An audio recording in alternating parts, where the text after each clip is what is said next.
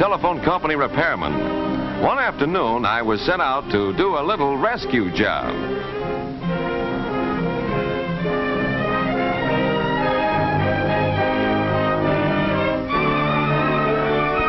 A telephone pole doesn't make a very good landing field for a model airplane.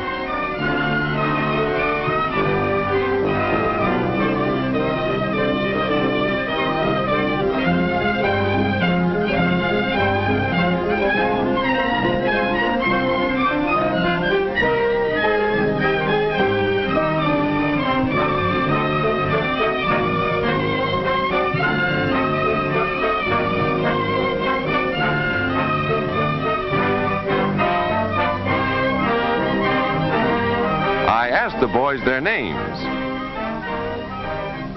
One was named Pete Morrison, lived nearby. The other boy was Joe White. He lived down the block. But I couldn't get tough with the boys. I knew they hadn't done it on purpose. I told them they'd have to be more careful next time, though. Telephone lines are a mighty important part of our town's communication system. I asked the boys if they knew what communication meant. Joe said he guessed it meant people talking to each other. That was right in a way, but communications is much more important than just talking. When you crook your finger at somebody, that means, come here. That's a kind of communication too, just like talking. It transfers an idea. That's what communication means. Transferring an idea. Do you know what would happen if all our communications suddenly stopped working? I asked the boys that. Why, for one thing, I said, there wouldn't be any programs on the radio. No more serials or adventure stories. No more funnies either. Radio and newspapers are kinds of communication too. But communication is a lot more important than serials and funny papers.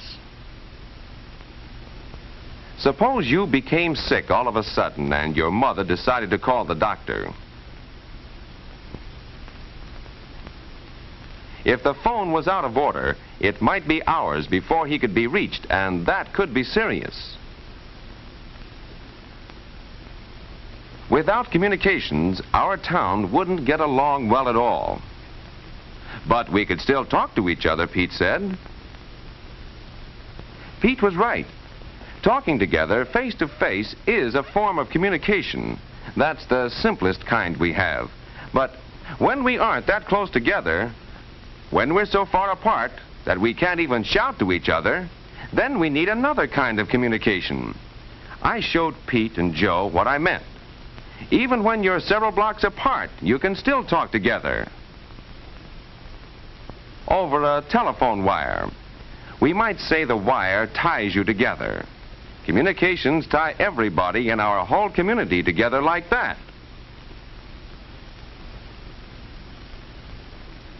The postman carrying the mail also helps connect everybody in our community. Our community is tied together by many different lines of communication. While I was talking to the boys, I had an idea. We played a game of make-believe.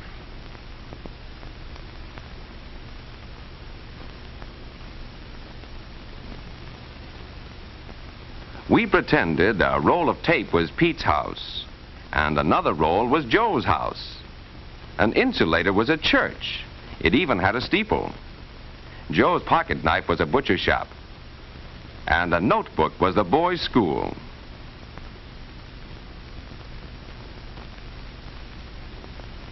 I put a wire between Joe's house and Pete's.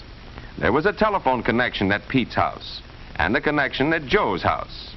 The telephone wire tied the boys' houses together. In the same way, we connected the boys' houses with the butcher shop and with the school. But that was only one way in which these places are tied together. We can send letters between them too, you know. So I borrowed some writing paper from the school.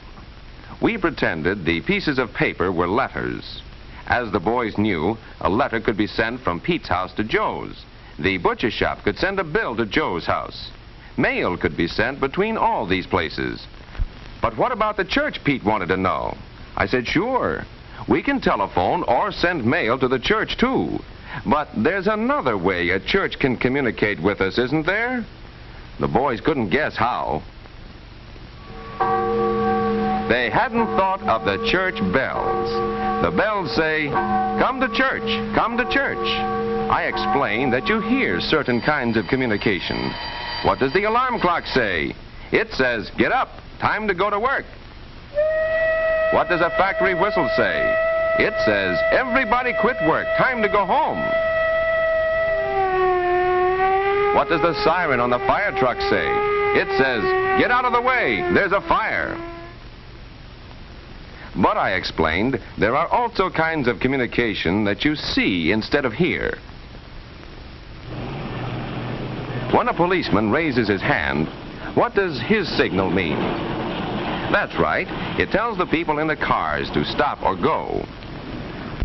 Even flashes of light in code can communicate ideas. Signs are also signals.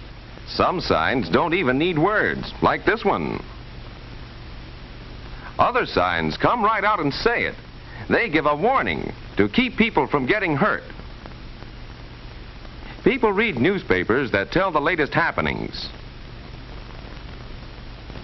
They receive letters that carry messages from friends. People go to the movies to see and hear a story. I explained to Pete and Joe that our town works better because it's tied together by communications. But I said, communications also tie us to other towns. We played make-believe again, pretended a rock was a big city far away. When I asked the boys what kind of communication tied us to the city, Pete thought of one right away. Mail, he said.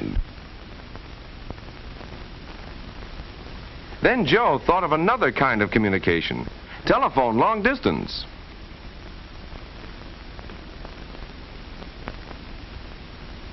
I connected our town and the city with a long-distance wire.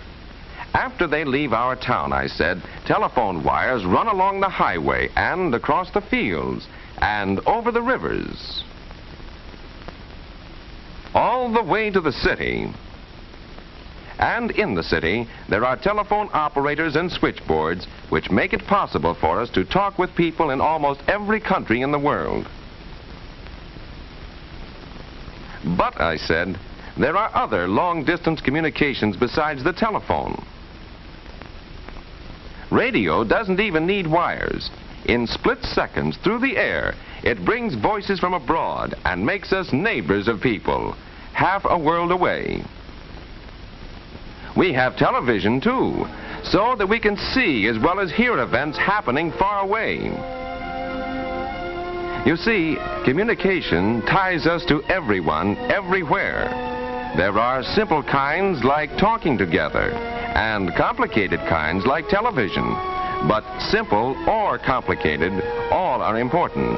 Well, I had to go about then, but before I left, Pete told me he had an idea. He said that he and Joe would try to find out just how many different kinds of communication they could find in their neighborhood.